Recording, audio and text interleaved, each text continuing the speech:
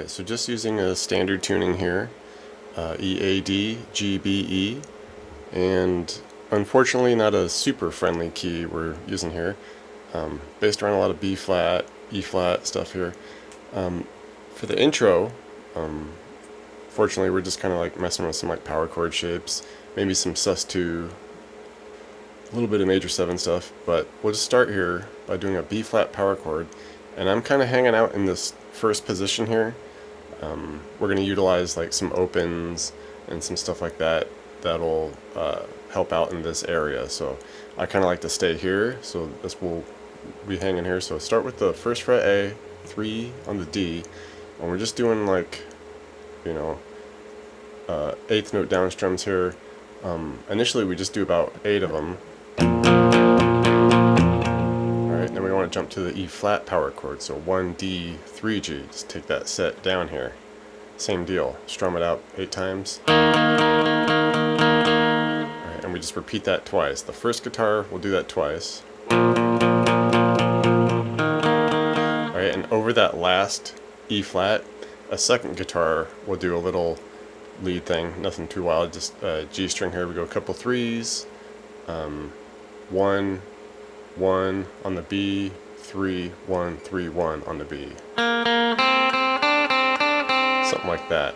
Alright, and I guess if you were like really slick, you could try to like incorporate that as all one guitar. So like as you're strumming that E flat, first fret, 3 on the G.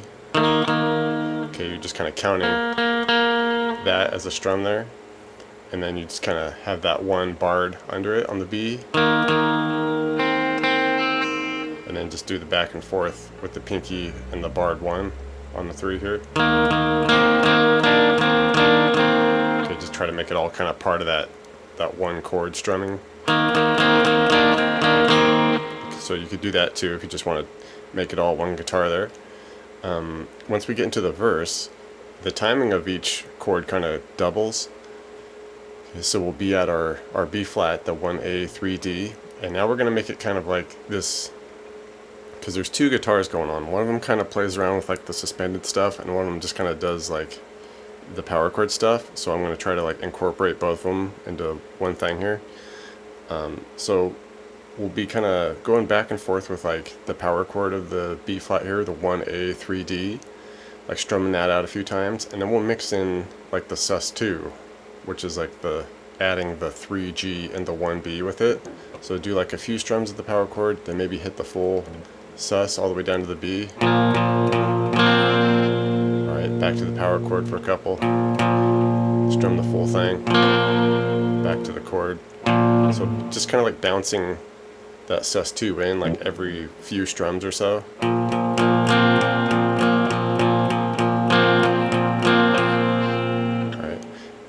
And then from there, we're just going to drop down to the E flat. And if you want, you know, you can keep everything just as is, but you just basically lift the ring finger off, and then just kind of exclude strumming the A string. I mean, you could put it in there; it'd just be a compounded octave, but you don't necessarily need to hit it. So you could just keep your same shape, for, you know, fretting all that, and just lift the ring finger. Strum the D string down to the G for that power chord, the 3G. 1D here, and then we hit our 1B with it, back to just the 1 3 on the D and G, and mix in the full chord, that same kind of bouncing back and forth.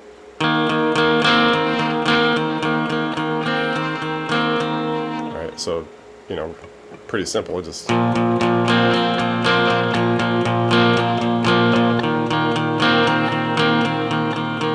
of course, this is all, you know, hinging on the fact that you're cool with like holding a bar chord shape at the first fret for a while.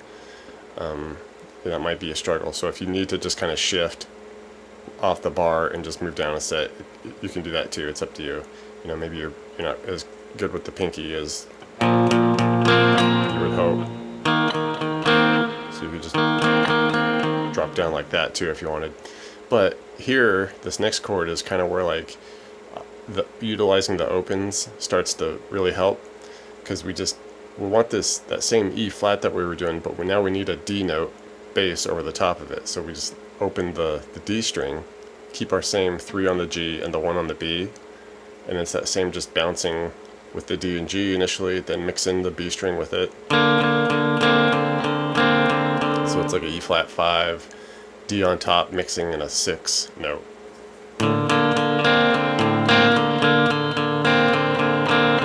And then we just go back to our E flat by just, you know, making that open D a 1 now, and then same deal. Alright,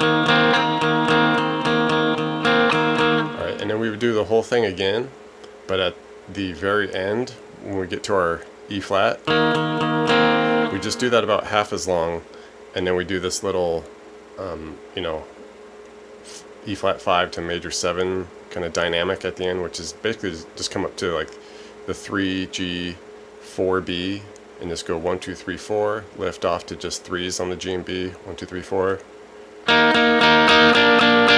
something like that, and that kind of caps off the verse into the next section, which for here I kind of shift positions a bit, because, you know, I'm trying to incorporate both these guitars, and this position's a little more friendly for this little bit. So we want a F power chord, so come on up to the 8A, 10 on the D and G.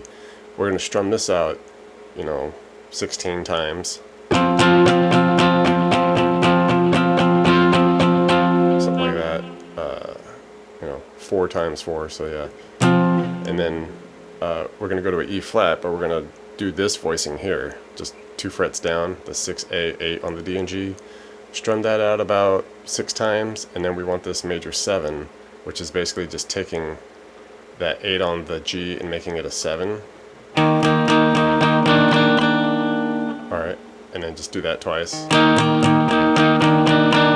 Alright, now we need to get back to our E flat with the D over the top, so just back to that open D, 3, G, 1 on the B2 that we're just going to be mixing in. And then just finish it off at that E flat with the 1D, and then 3G, 1B. And we're going to do a little something here that the second guitar does that utilizes the opens as well. So strum this out, the 1, 3, 1 on the D, G, B. But here's kind of a little subtle thing that happens where we want to keep that 1D, do an open G now, strum that out about 4 times, and then just come back to the 1, 3, 1 for a few. Okay, it's just a little thing the second guitar does that if you want to mix it in, it makes it nice and easy to use an open right there in this position. Okay, so little trick there, and then the second run through, everything pretty much stays the same except for when we drop to our E flat in this 6-8 position. We know we do our 8 and 10s, the F, then we get to that E flat, and I kind of like to arch out a little bit with the fingers here so we can get just real exact, because we want to use an open here. So we do the 6 with the 8s, strum that out about, you know, 5 times or so, and then do our major 7 by doing the 8 to 7 there on the G for a few. And then here we just want to lift off the G and just make it open as we have our 6 and 8 and the A and D there. So that's kind of why we need to arch out a little bit, so that we're not like covering that open G there. Okay, we want it nice and clear, so need to get a little more you know, perpendicular here with the fingers on the fretboard. And it's just about 4 strums, so we went, and then just come back to that 7 on the G for about 4 strums.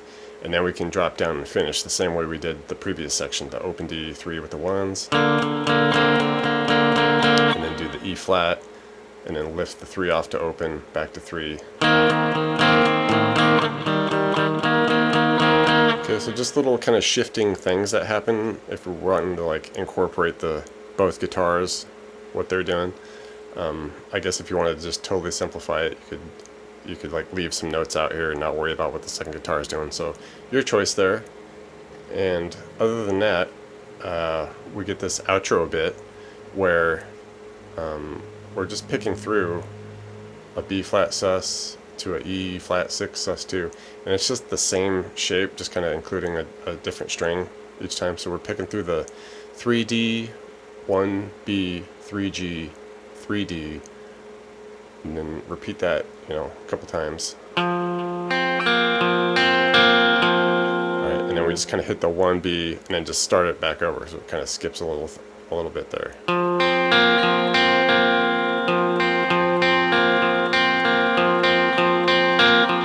Alright, we go through that a couple of times, and then the other thing we do is keep the same formation, but we're going to include a 1 on the E, so just keep it all barred on the 1 here, while we have the 3 on the D and G here. And here we pick the 3D, 1E, 1B, do that a couple times. Alright, and then 3D, 1E, and then just start it over.